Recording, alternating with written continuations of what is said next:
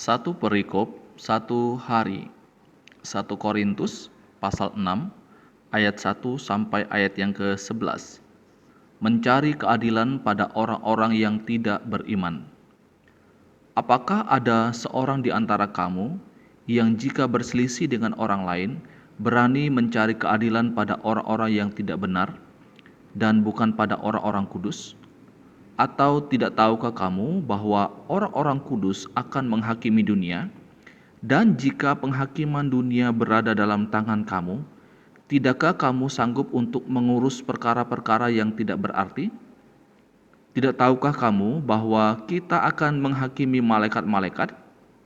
Jadi, apalagi perkara-perkara biasa dalam hidup kita sehari-hari.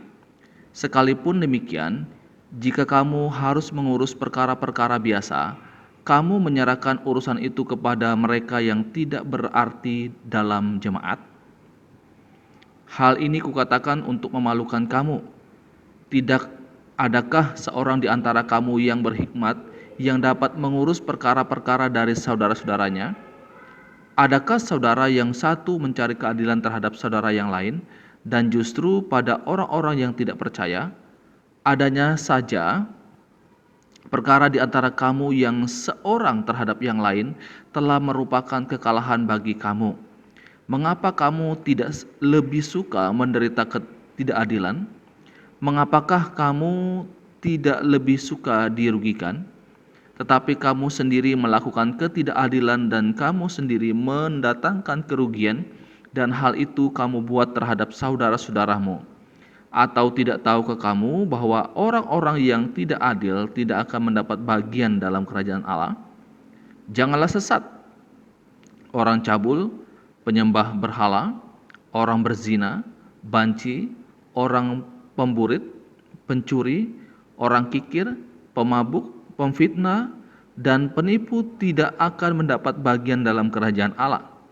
Dan beberapa orang di antara kamu demikianlah dahulu, tetapi kamu telah memberi dirimu disucikan, kamu telah dikuduskan, kamu telah dibenarkan dalam nama Tuhan Yesus Kristus dan dalam roh Allah kita.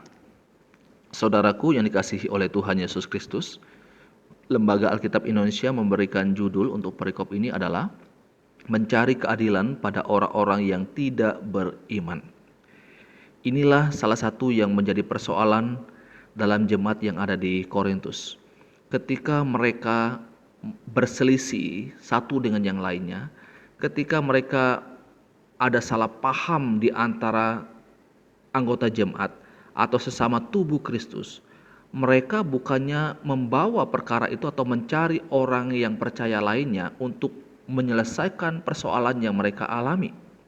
Tetapi justru yang mereka lakukan adalah pergi membawa persoalan itu, membawa perkara itu kepada orang yang tidak percaya kepada Yesus Kristus. Nah, itulah sebabnya Paulus menyebutkan akan hal ini di dalam perikop ini, menegur jemaat yang ada di Korintus karena mereka mencari jalan keluar justru dari orang-orang yang tidak percaya kepada Yesus Kristus. Nah, ketika mereka membawa perkara ini kepada orang yang tidak percaya kepada Yesus Kristus, maka orang yang tidak percaya ini akan melihat bagaimana kebobrokan, bagaimana sesama anggota tubuh Kristus itu tidak saling mengasihi, di mana mereka saling menyerang, saling menyakiti, saling berselisih satu dengan yang lainnya. Itulah sebabnya tadi di awal saya katakan bahwa dengan hal seperti ini, jemaat di Korintus memberikan satu kesaksian yang buruk kepada orang-orang yang belum percaya kepada Yesus Kristus. Nah, Bapak Ibu, seorang penulis buku berkata seperti ini: Anda lebih baik pergi bertanya kepada anggota jemaat yang paling lemah daripada pergi ke hadapan hakim yang paling bermutu tetapi belum diselamatkan.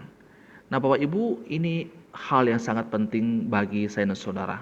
Ketika kita berselisih pendapat dengan sesama anggota tubuh Kristus, maka seharusnya yang kita lakukan adalah pergi mencari orang yang sama-sama beriman kepada Yesus Kristus untuk menjadi penengah atau menjadi hakim, menolong kita untuk menyelesaikan persoalan ini, daripada kita mencari orang di luar Kristus.